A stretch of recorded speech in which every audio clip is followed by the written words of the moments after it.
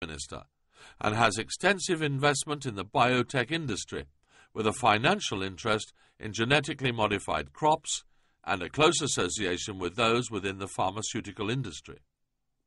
Some years ago, Tony Blair and Lord Sainsbury were both vocal supporters of the then-planned primate laboratory in Cambridge, the latter describing the proposed research there as being of national importance.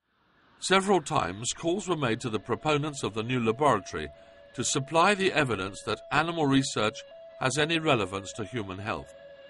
None was forthcoming, although unsurprisingly, despite this, the conclusion was still that animal research should continue. Ultimately, permission for the laboratory was refused, but what is revealing is that what should have been a golden opportunity for the advocates of vivisection to present under the public gaze the peer-reviewed, evidence-based arguments for the use of experimental animals with regard to human health and silence the critics once and for all failed to happen. The reason for this is simple.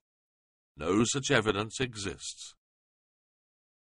Despite such high-profile endorsements of vivisection, at the current time, 2006, over 230 members of Parliament have signed an early-day motion calling upon the government to facilitate an independent and transparent scientific evaluation of the use of animals as surrogate humans in drug safety testing and medical research. The EDM, incidentally, is being contested by pro-vivisectionists who are urging MPs not to sign it. Just what are the vivisectors frightened of? In July 2006, Prime Minister Tony Blair unveiled a report entitled Protecting People from Animal Rights Extremists, a Progress Report, which boasts the unsubstantiated claim that hundreds of millions of people have benefited from animal research, a statement in direct opposition to the facts that animal research has been responsible for the suffering and death of countless people. The motive for this blatant disregard for truth is revealed in the report, where it is stated that British pharmaceutical industry exports the previous year were in excess of £12 billion.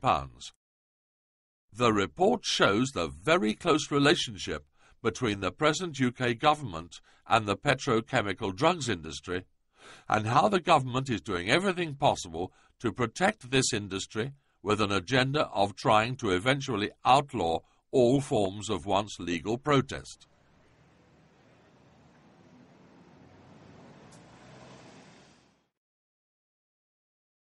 In the coming year, another 3 million animals will suffer and die in British vivisection laboratories in experiments which are as useless as they are cruel, whilst many more thousands of human beings will also fall victim to the false methodology of vivisection. You have the power to change the face of medicine forever, where compassion and true science and a real healthcare system will replace the fraudulent practice of animal experimentation. Learn all you can about vivisection and share this information with others. Read Hans Rusch's books Slaughter of the Innocent and Naked Empress, and the numerous other good books available on this subject. Avoid charities that use your money to finance vivisection, and always look for the cruelty-free logo on your cosmetic and household products.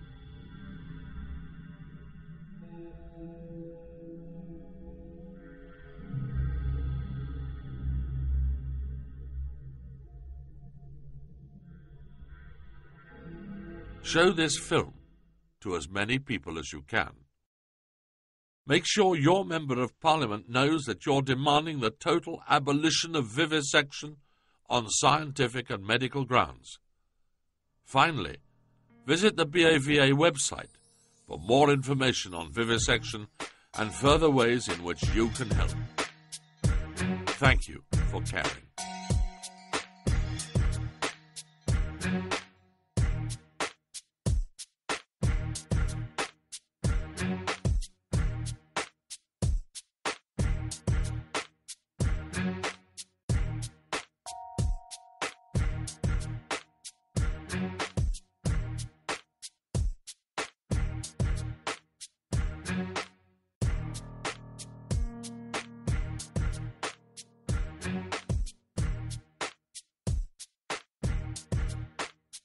you.